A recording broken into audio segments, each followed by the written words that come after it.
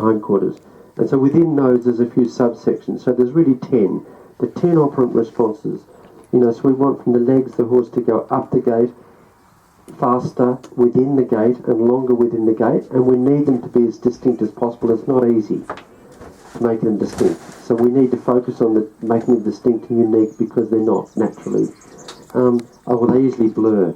And then from the range we've got down the gate, shorter and slower, plus step backs. So I include that as one of the 10. Really, it's only 9 because step back is actually a gate change, but it doesn't matter. It's important to test it. And then you've got your direct, indirect turns, and then you've got your yield, right? Now, of all the things, I'm saying this because I don't ever do a lecture up here, so I like to get this in the road. It's not common, and not as often as other places where I go. Like when I go to Canada, I do it every time. And it really helps because it gives people the theoretical background.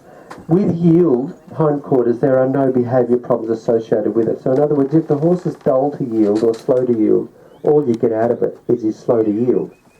If he doesn't turn though, if his turn's poor, direct or indirect, you can get shying, spinning, swerving, falling in, falling out. They're all various levels of mistakes in turn, in the sideways movements of the forelegs, and mistakes in stop and go show up as tension, laziness, hyperreactivity, leaping, cavorting, bucking, bolting, etc. So that's why we try and keep them all in place. And what I found was, when I started to look at those things and understand them and their links to behaviour problems, I discovered actually, and it was a total sort of serendipitous move, I just realised that when you fix the stop and go, actually the behaviour problems went away. So in other words, the behavioural problems because of that. Also, there are some subtle aspects to problems too. You know how with operant conditioning, because it works initially by pressure release, there's two forms. We've got our positive reinforcement and our negative. But at the basis of it, our work is in negative reinforcement. We've got reins in our hands and legs around the girth. When the horse starts to give reactions to light aids, be really liberal with your positive reinforcement. Don't be afraid to say good boy, good girl, and make sure that whenever you do, you pay it. Now, there are actually papers that show that across species, that if you just say the word like good boy, good girl, or whatever your secondary reinforcer is, if you don't pay it, it actually fades. You must pay it every time, which is really contrary to what they do in zoos. I go around zoos telling them, you've got to pay it. It's really important. And all the zoos around Australia don't pay it every time. They say, oh no, you don't need to, you just do the whistle. Andrew, and he does it. Paying it, are you talking about the rub? Yeah, the rub, sorry, yeah. In some forms it might be food, but you've got to pay it, make it valuable, because it has no value. Good boy, good girl doesn't mean anything to an animal, does it? So so when it's light, but remember, if whatever you positively reinforce, you're giving a stamp of approval to. So therefore, I think lightness is the big thing. So if he does any old go and he just happens to go forward, even though you're pleased with it because it's an improvement, don't pay it with positive reinforcement, because you don't want to, that's not the final product. The final product really is the lightness. You always want that to be, you can shape that further, but lightness is absolutely king to my mind. They've got to be nice and light. For me, that's just, the reins are straight and you just have this nice living feeling in your reins and under your leg, not a dead feeling where it's like too heavy, because as soon as they're dead and you're on their jaw, that's bad. The other thing that I was going to mention before we get going with operant conditioning is that there are other elements to operant conditioning that can cause behaviour problems that arise through indirect means, and particularly I'm talking about redirected aggression. And so that is, people don't always understand why when I say when the horse bites, it's not because he's nasty, it's not because of this, it's nearly always because it hurts somewhere in his training. And so when you think about it, you think of all the things that really hurt a lot. Like legs on the body doesn't hurt that much, it hurts a bit. But probably the biggest hurt is the bit. It's in his mouth, it's the most sensitive spot on his body. And so if we're not perfect with our reins, and I'm sure you're right, but I'm just saying it's for teaching purposes. You have a look at any horse that bites and you delve into it, and although the owner will say, oh no, he's not, he's light, he's actually really shallow light in very unchallenging circumstances.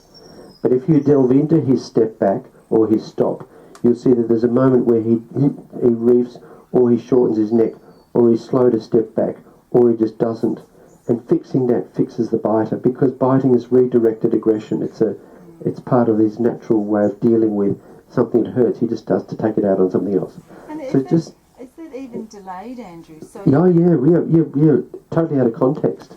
It sits in them as a real frustration that gives them a stress level. because I was thinking they can bite under saddle, but they're more likely to bite when you're bridling or No, it's because you. Sorry. It actually is one of those things that happens as a consequence because of the stress. So it's not something they think of. They don't say, I'm biting you because I'm heavy. It's actually more subconscious. It's just they live in a world of pain that's unresolved. So you see, this what you... So the biting can occur anytime? Anytime. And to anyone? Out of context. And to anyone? Yeah. Yeah, that's, yeah. So Yeah.